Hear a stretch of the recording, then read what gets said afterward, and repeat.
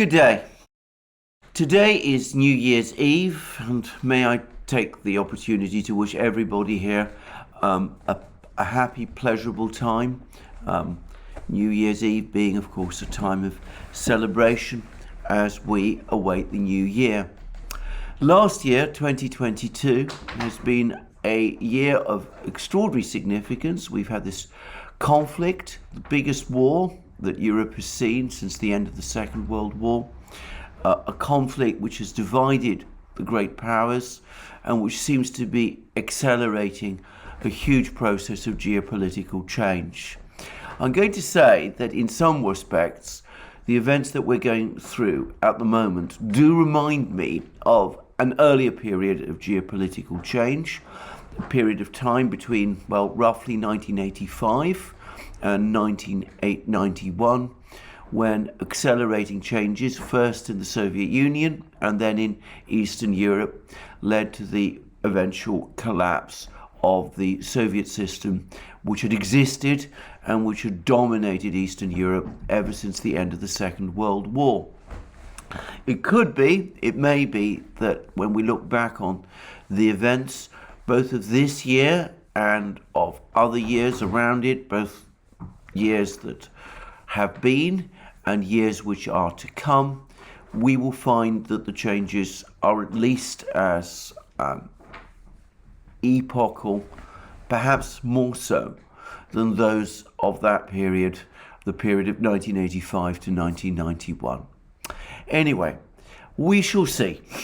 In the meantime, I will return to the perhaps banal, perhaps in some ways sad or even tragic events of the moment.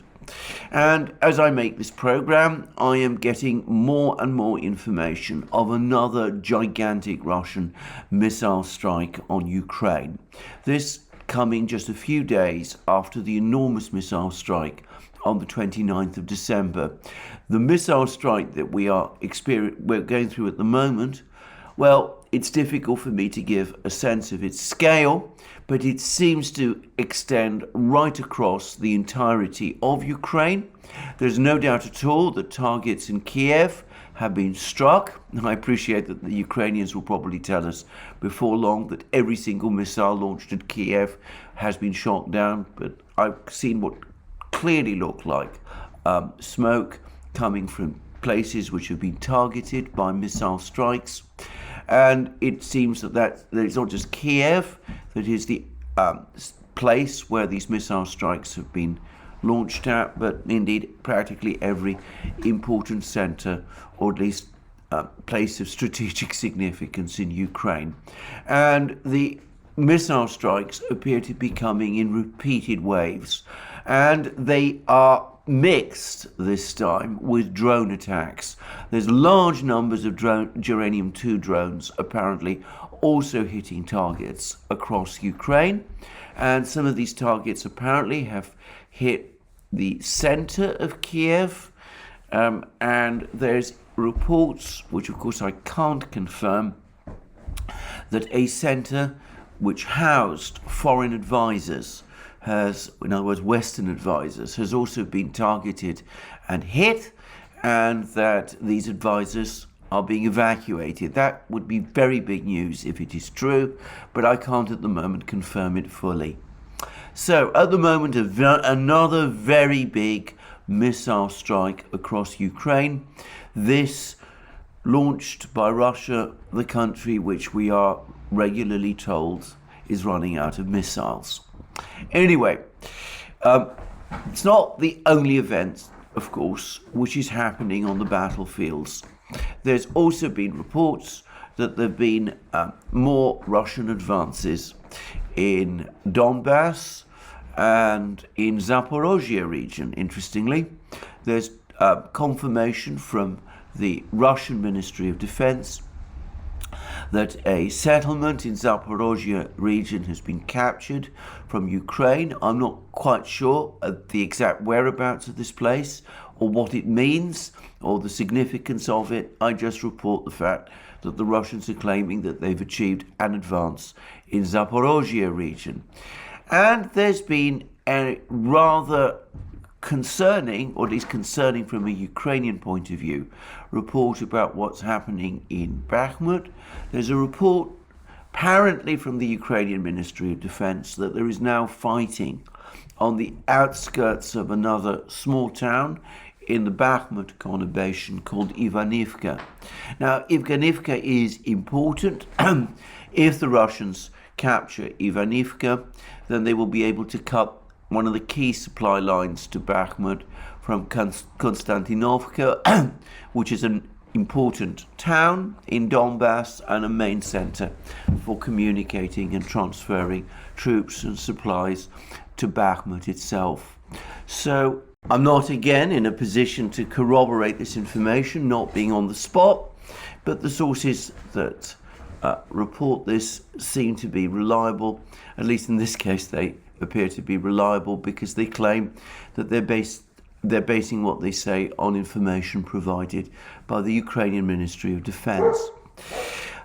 On the topic of reliable sources, I'm also getting increasing amount of information from Russian sources that concerning the various counterattacks that Ukraine tried to launch over the course of the previous week, the week that's just passed, and all of them appear to corroborate that the Ukrainian attacks in places like Kremenaya and the rest have been repulsed, with Ukraine suffering very heavy losses.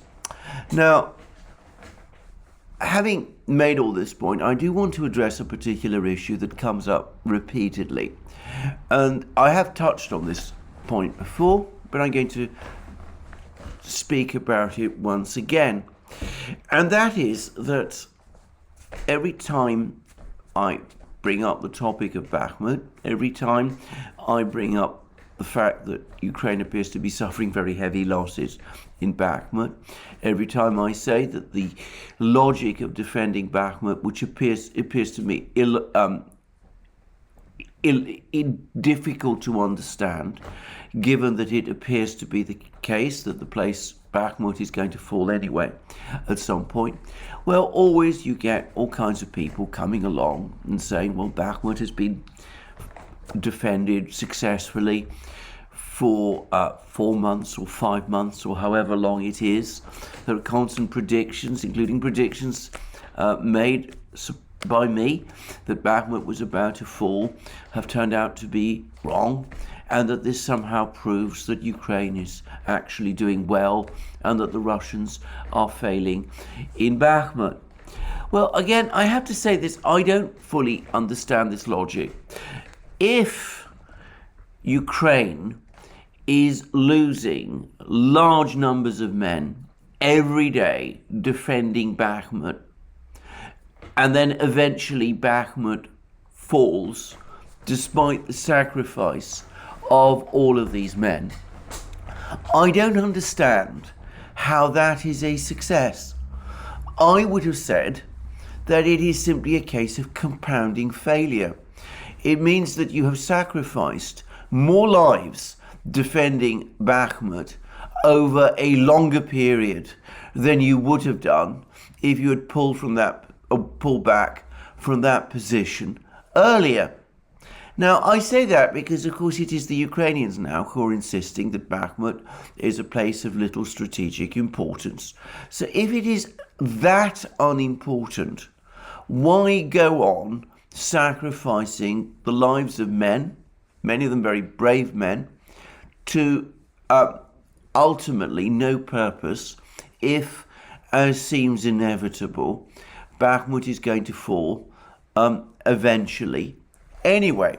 Of course, there could be an alternative argument, which is that you're making these enormous sacrifices trying to defend Bakhmut because actually it turns out that Bakhmut is a place of enormous strategic significance and that its fall would indeed result in the collapse of the entire Ukrainian defense system in northern Donbass and perhaps in Donbass entirely, and might open the way for the Russians to advance all the way to the Dnieper River. Now, I have seen that claim made by, in fact, large numbers of people. There was a very interesting discussion that Brian Beletic had quite recently on the New Atlas, in which there was a lot of discussion about the importance of Bakhmut, and Brian Beletic did a follow-up video on that very same topic.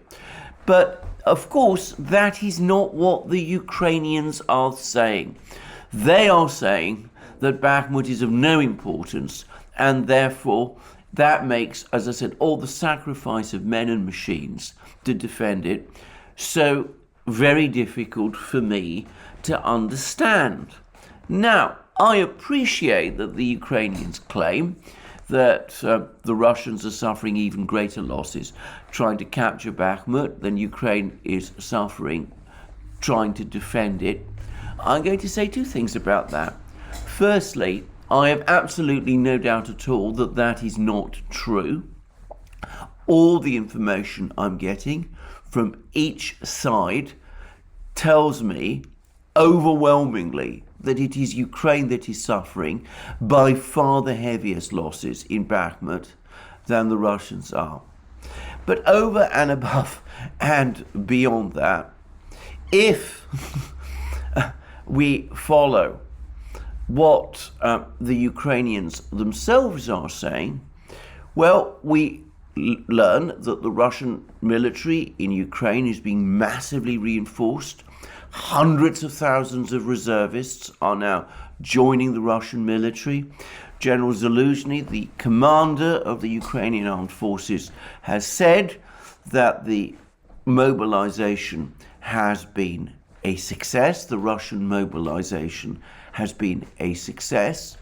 So the Russians, if they are losing large numbers of men trying to capture Bakhmut, can probably absorb those losses, because their military in Ukraine is about to get very much bigger and in fact appears to be getting stronger all the time. Whilst by Ukraine's own admissions, it has to a great extent maxed out on its reserves. There's been more attempts to increase the size of the Ukrainian army over the last few weeks, but the mobilizations have not been comparable to those which took place earlier in the year, and the Ukrainians are themselves saying that the numbers of troops that Ukraine is calling up are only sufficient to replace losses. Well, we've now had a further comment from none other than Alexei Arestovich, who is a Ukrainian official, one of Zelensky's inner circle. Many people feel that he's Zelensky's spin doctor. And he says that the armed forces, that's Ukraine's armed forces, are suffering heavy losses in the area of Bakhmut and Soledar in Donetsk. They are constantly under attack there.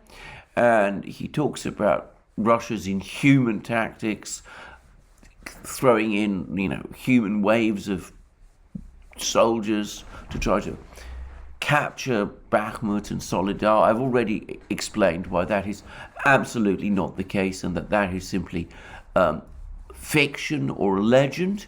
But anyway, he goes on to say that in any case, we have serious losses. The Russians are sending continuous waves of infantry to storm Bakhmut whilst preparing a strike with reserve forces in a new unknown direction. And Arestovich has even admitted that Ukraine is now on the defensive. Instead of launching successful counterattacks, this is simply not an option at the present time. And to the extent that it can ever become an option in the future will depend on the supply of military equipment, more military equipment and weapons from the West. So here we have Arestovich coming very, very close to an admission. In fact, to my mind, it, in all essentials, is an admission that Ukraine is suffering massive losses in Donbass, in Bakhmut specifically, at a time when the Russians are becoming stronger. He even talks about the enigma of where the Russians are going to use the reserve forces that they're building up, conceding in effect that Ukraine has no information on this issue. So let me recapitulate again. If defending Bakhmut over an extended, protracted period is making Ukraine weaker than it otherwise would be, then it seems to me that this defense of Bakhmut over all of these long months is not a success. It's rather a sign of poor tactics. Now, of course, coming back to that other theory that Bakhmut is a place of central importance, and that is why Ukraine needs to defend it, because its loss will unhinge the entire Ukrainian defense in Donbass and in this part of Ukraine. Well, if that's true, then given the enormous losses that Ukraine is suffering trying to hold on to Bakhmut, and given the certainty that it will eventually fall, is it not wiser in that case to do that which the Russians continue to say they're prepared to do with Ukraine, which is sit down and talk and negotiate a compromise? Now, it may be, in fact, it is highly likely, in fact, it is a virtual certainty that any compromise is now going to be much harsher for Ukraine than it would have been if it had been negotiated back in March or April, when there appeared to have been indications of a diplomatic breakthrough in Istanbul. But there we are. Is that still not better than throwing away the lives of thousands of men defending a place which at some point is going to be lost anyway, and whose loss, when it happens, is going to, according to this opinion, lead to the loss of the whole of Donbass and eastern Ukraine? Anyway, I'm just making these points because, once more, I'm going to just reiterate a point that has been made not just by Surovikin, who, by the way, received a decoration from Putin, I believe, today. Putin has just been in this area of Ukraine. He's apparently again visited Surovikin at his headquarters and has given him a decoration of some kind. But anyway, Surovikin specifically said that he was going to grind the Ukrainians down. And I can't see why people see it as a success that Ukraine is following exactly the sort of tactics that are enabling Surovikin to fulfill his plan and intention to grind the Ukrainians down. Anyway, that's all I'm going to say about the situation on the front lines. There's a lot going on.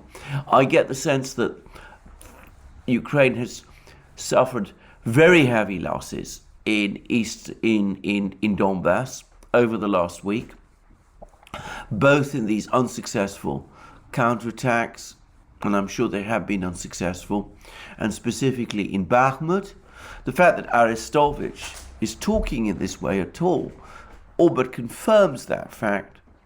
But in the meantime, it always remains the case that the fog of war is heavy, and it's not easy from a place like mine in London to always get a fully up-to-date, accurate picture of exactly what is going on. Anyway, there's been other information about the war. The New York Times has done a massive article discussing the enormous, elaborate fortifications that Surovikin is building in Donbass along the front lines. I'm not going to discuss those in any further detail. The right place to do it is, again, the new Atlas, where Brian Baletic has just done a masterly video explaining both the scale and nature of these fortifications that the Russians are building, and their purpose. Briefly, their purpose is to make the kind of counterattacks that the Ukrainians have been launching, which have disrupted and destabilized Russian plans, especially the one in Kharkiv. It's been the intention to make that kind of offensive impossible. And I would add, by the way, that there's probably one particular event that happened in February which convinced the Russian command, and Surovikin specifically, of the need to fortify the front lines whilst preparing future advances. And that is what happened back in September when the Ukrainians began their counterattack in Kharkiv region, the one that eventually captured ETHEREUM and Kupiansk. It began with an attack on a place called Balaklia. And I remember reading at the time lots of angry comments from Russian military commentators, bitterly complaining that though Balaklia itself was barely defended, there were no Russian regular troops there. There were troops from the militia of the Donetsk and Lugansk republics, and there was some internal security troops from Russia's Rosgvardia organization, but there were no combat troops deployed to Balaklia. But perhaps more importantly, and perhaps even more astonishingly, given the absence of regular troops defending Balaklia, and given the fact that the Russians had been drawing down troops, reducing the number of troops in Kharkiv region for several weeks, given that all that was the case, it was a remarkable fact that there were no fortifications of any kind in Balaklia at all. Minefields, razor wire, trenches, any of that sort of thing, such as could have been used to counter or block or slow down a Ukrainian attack. And that lesson seems to have been learnt by the Russian military. And as they often do, they don't tend to do things by halves. And whereas in September, Balaklia was attacked where there were no defences at all, now what we're seeing is these enormous, elaborate, complex defences being created by the Russians all across the front line, even as General Surovikin is building up his reserves in the rear.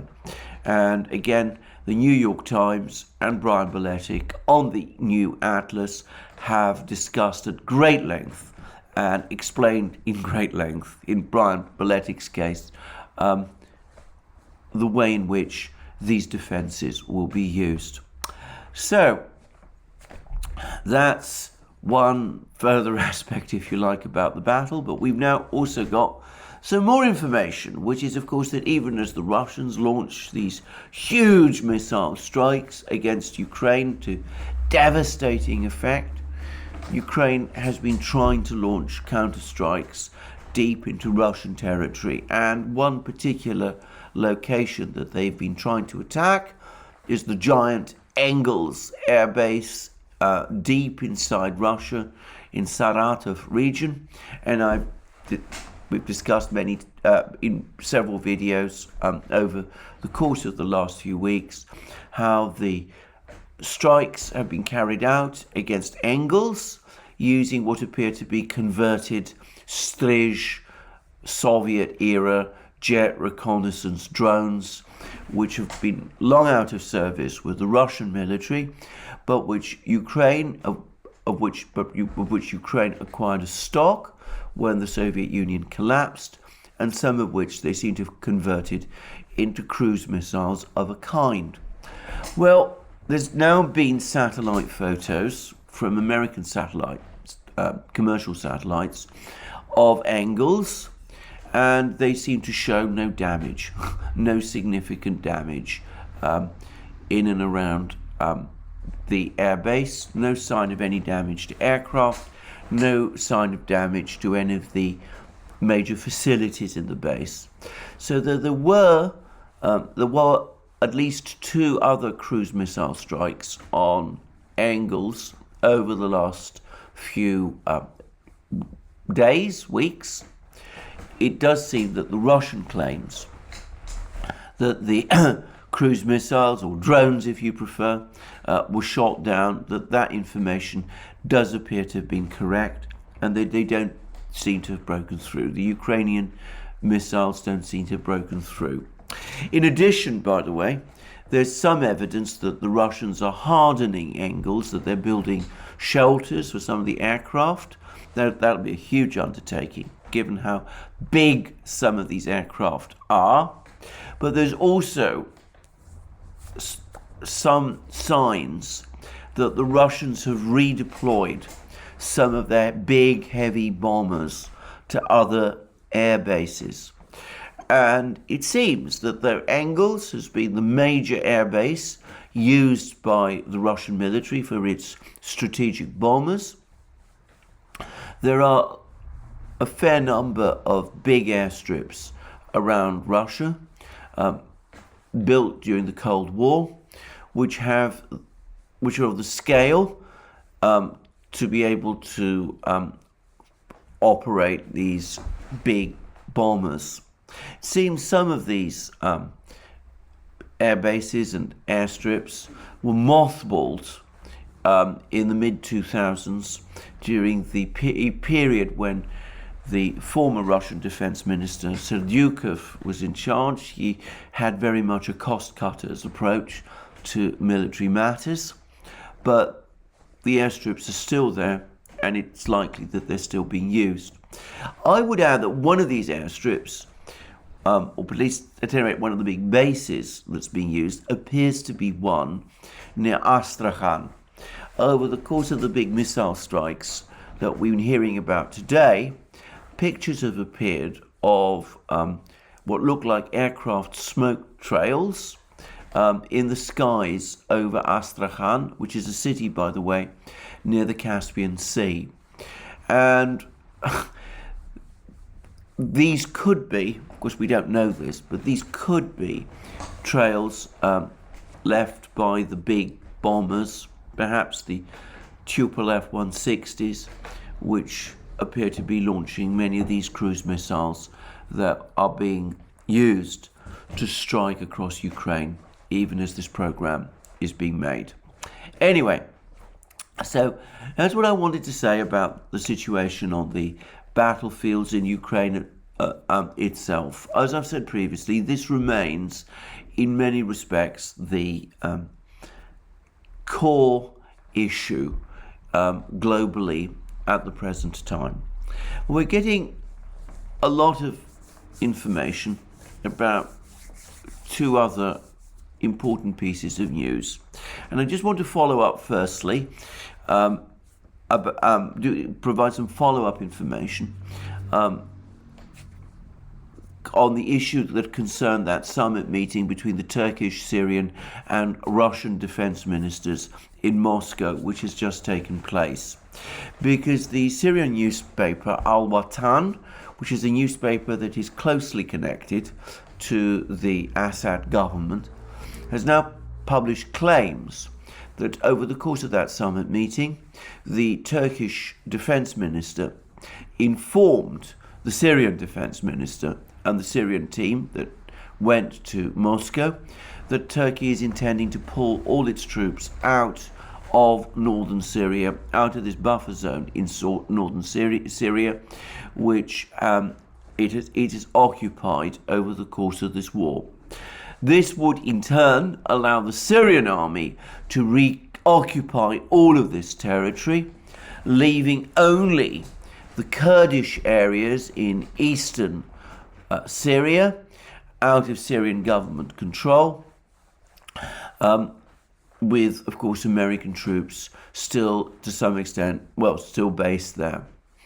Now, this could be true. I would say that I don't consider Al Watan a fully reliable source, and Turkey has always, for its part, said that it doesn't intend to maintain its troops in northern Syria indefinitely. So it could be that the Turks actually simply repeated that, and that the Syrians are taking it further than the Turks intended. But one way or the other, Al-Watan is publishing this story. It does look as if wheels are in motion, if you like, and I suspect that as part of this diplomatic process, those Turkish troops will withdraw from northern Syria eventually. Now, I would also say that Al-Watan is also saying that the Syrians and the Turks agreed with each other that it's the Kurds who have now become the allies of the United States who are the common enemy, which, if true, is ominous news for the Kurds.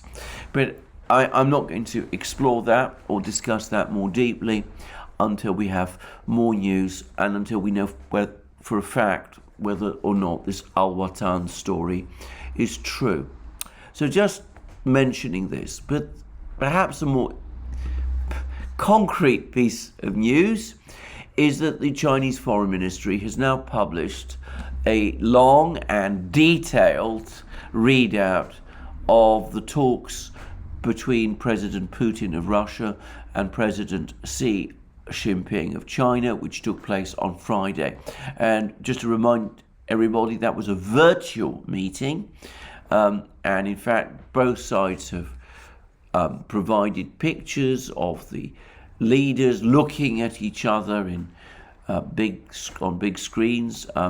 In Xi Jinping's case, it's one of the big halls in the Great Hall of the People. It's a huge hall with the picture shows various other Chinese officials sitting in desks, listening to the two leaders as they speak to each other. And the Russian pictures, by contrast, show a much more modest room, a kind of conference room, and they show Putin, by the way, alone. But anyway, there was a virtual meeting, and as I said previously in my previous discussion, when I talked about this summit meeting, both the Chinese and the Russians, but especially the Russians, have made it clear that the readouts that the two sides are publishing will not go into all of the details, all of the matters that the two leaders discussed. There's a lot of things that the Chinese and Russian leaders said to each other that are going to be kept secret. But Chinese readouts are always informative, and I'm going to read this one out. It's fairly long, but not amongst the longest that the Chinese produce. So it says, on the afternoon of 30th December, President Xi Jinping had a virtual meeting with Russian President Vladimir Putin. President Xi expressed his pleasure in meeting with President Putin virtually at the year end, which he said had become a good tradition between them. President Xi noted that under the guidance of both President Putin and himself, the Chinese-Russia Comprehensive Strategic Partnership of Coordination for a New Era has grown more mature and resilient, with the internal impetus and special value of bilateral cooperation further brought out. In the first 11 months of this year, two-way trade volume has reached a record high. Investment cooperation has been improved and integrated. Energy cooperation continues to serve as an anchor. And cooperation projects in key areas are moving forward steadily.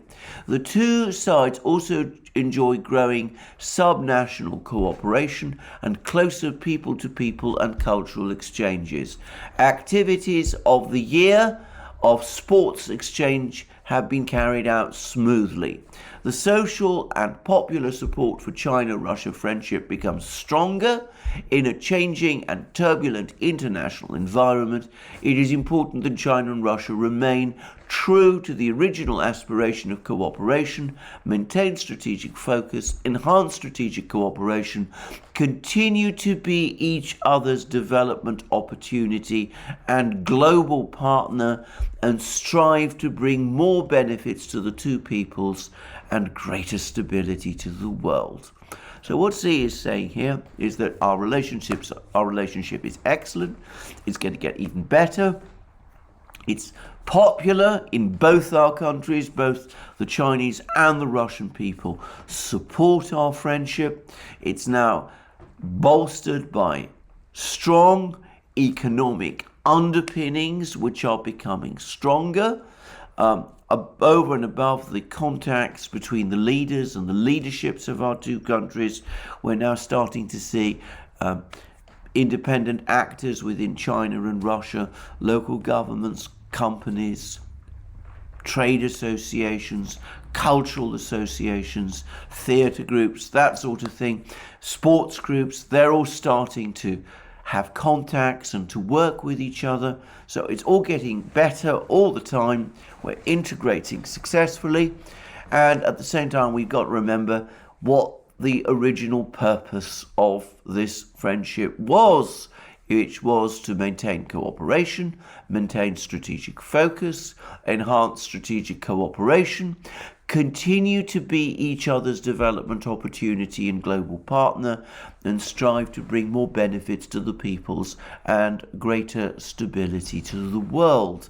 So we got to remember that we are global partners, that we continue to be each other's development opportunity. In other words, we have each other's backs. Our economies complement each other and should continue to do so. We, the Chinese, need your energy. You need our investment and technology. We can work together to build up all our relationship in that way. And at the same time, by working in this fashion, by increasing our friendship, our strategic partnership, we act as a stabilizing factor in international relations. And then Xi Jinping goes on to say, Xi stressed that the two sides need to make good use of the existing working mechanisms and communication channels to push for more progress in practical cooperation in such areas as economy and trade, energy, finance and agriculture, advance the development of border ports and other infrastructure of connectivity, and expand cooperation in both traditional and new energy. The two sides need to leverage traditional strengths, further deepen people-to-people and cultural exchange, ensure another successful year of sports exchange, foster new brands of cultural exchange between the two countries. And then Xi talks about the way in which China has adapted its pandemic response policies to the evolving situation, and this now provides for an opportunity for China to resume normal personal exchanges with Russia and all other countries in an orderly manner. So from now on, it's going to be easy to travel to China. It's easier for Chinese people to travel to Russia. So we can build on all of this, and we can develop further our mechanisms for cooperation, the various structures of cooperation which we have already built, and we got to push them even further. In what direction, one wonders. But then comes perhaps the more interesting parts of the readout. President Xi emphasized that the world has now come to another historical crossroads. To revert to a Cold War mentality, provoke division and antagonism, and stoke confrontation between blocs, or to act out of the common good of humanity to promote equality, mutual respect, and win-win cooperation. The tug of war between these two trends is testing the wisdom of statesmen in major countries, as well as the reason of the entire humanity. Facts have repeatedly proved that containment and suppression is unpopular, and sanctions and interference are doomed to fail.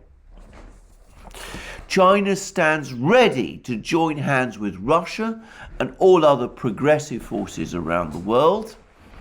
Once upon a time, the Soviet Union talked about leading progressive humanity. Interesting to see this type of language being revived again, but anyway, never mind. join hands with Russia and all other progressive forces around the world who oppose hegemony and power politics, reject unilateralism, protectionism, and bullying, firmly safeguard sovereignty, security, and development interests of the two countries, and uphold international fairness and justice. Now, I don't think it's difficult to work out who is being mentioned here, who is being referenced here. So, who exactly is meant by hegemony, which China and Russia should oppose, leading progressive people around the world? Well, hegemony during the Maoist era was a code word that the Chinese used to refer to the United States. Social hegemony or social imperialism was one that was sometimes used to refer to the Soviet Union, by the way. But it looks as if this terminology is being revived, and the Chinese are now using the term hegemony when they speak about the United States. And they talk about hegemony, that it must be opposed, and power politics, and that means rejecting unilateralism, protectionism, and bullying, and firmly safeguarding the sovereignty, security, and development interests of the two countries. So, China and Russia must work together to oppose hegemony, i.e. the United States, its propensity to engage in power politics, its use of unilateralism, its increasing economic protectionism, and its bullying. And they must support each other in defending their sovereignties and their security and development interests. And if they can do that, if they can successfully resist the United States in that kind of way, then of course that will effectively uphold a new international system based on fairness and justice. And then there's an awful lot in the readout about the various international agencies that they should work with, the Shanghai Cooperation Organization, the BRICS, and such things. There's particular importance on upholding the authority of the United Nations and the status of international law, which is a sideswipe at the so-called rules-based international order that the United States and the Western powers uphold. That's something that the Chinese and the Russians jointly oppose, and they're going to do that in multilateral formats, but also, as Xi Jinping is in effect saying, in bilateral ones. And then there's a passage which describes the kind of things that Putin is supposed to have said to Xi Jinping, and it talks about it has Putin saying, amid the great, complex and grave international situation, Russia-China relations have maintained a sound momentum of growth, with steady progress and cooperation in such areas as energy, agriculture, transportation, infrastructure, sports, and people-to-people exchange. Now, Putin, in his quoted words, also referred to military cooperation. Note that the Chinese readout makes no reference to this, which leads me to think that this is a particularly sensitive area and was perhaps one that the Chinese don't want to advertise in readouts like this. In this kind of readout, the Chinese want to appear like the elder statesman country, the country that's measured, confident, balanced, pursues stability.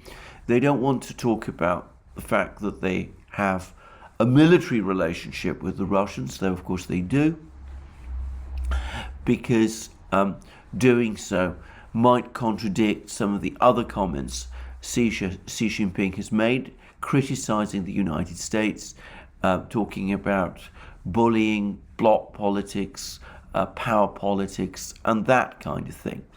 So nonetheless, Putin apparently supports what the Chinese are going to do, what the Chinese are trying to do, which is work together to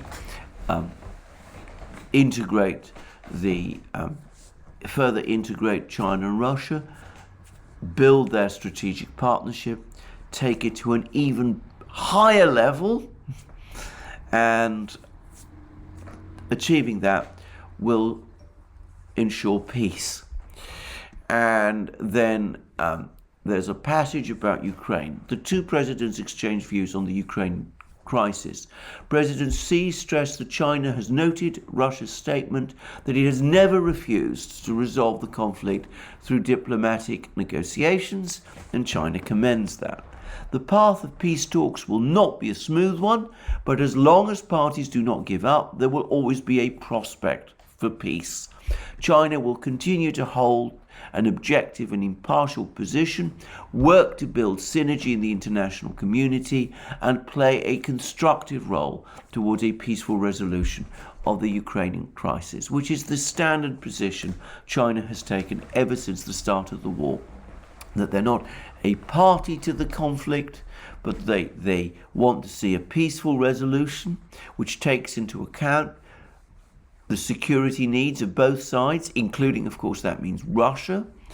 And, of course, we have Xi Jinping saying, well, the Russians, of course, they've never refused negotiations, unlike Ukraine, which regularly does so. And then we learned that Wang Yi, in what must have been his last function with a foreign leader as foreign minister of China, he's now stepped down as foreign minister. Wang Yi and He Lifeng, a Chinese official, were also present with Xi Jinping at the meeting. So, very interesting readout. Notice that there's nothing here about a visit by Xi Jinping to Moscow, though it does seem as if that visit is indeed on and will probably happen within the next few weeks, probably sometime in the spring. But anyway, the overall story is that the Chinese now, and the Russians of course, now looking at the relationship between them more straightforwardly as one countering the United States. And the Chinese readout, you have to decode it a little, but it's fairly clear that there's a bloc that is still maintaining a Cold War mentality, that wants to provoke division and antagonism, stoke confrontation between blocs, and the world is at a crossroads. Either this type of policy associated with hegemonism, in other words with the United States, will prevail, or the new type of relationship perfected by China and Russia based on mutual interest and mutual benefits and stability and peace, that will prevail. And that of course has the support of progressive forces around the world. And what the Chinese are saying is, we are the leaders in this. We're pushing back against the Americans along, the two of us, China and Russia together. And as I said earlier, Xi Jinping has also in effect said in this readout, or at least the readout has him in effect saying that the Chinese and the Russians have each other's backs. The Chinese won't support sanctions against Russia, and they rely on Russia to provide them with the energy, food, raw materials and other things that China needs for its own development. So, an interesting readout, as I said, informative, but only up to a point. We know that, as I said, an awful lot more was discussed by the two leaders, and perhaps one day we will find out what it was. Anyway, that's me for the day. I hope that this has been an informative and useful video. To reiterate again, I'll be back soon in the new year, in the year 2023, which is now almost upon us. And in the meantime, just to remind you, you can find all of our videos on our other channels, locals, platforms, locals, Rumble, ODYSEE, BitChute, Rockfin and Telegram. And you can also support us via Patreon and Subscribestar. And you shouldn't forget to check out our shop and look at the amazing merchandise that you will find there. Are hats and hoodies and mugs and t-shirts and sweatshirts and all those great things. And last but not least, if you've liked this video, if you found it useful, please remember to press the like button and to check your subscription to this channel. Thank you for joining me again. More from me soon.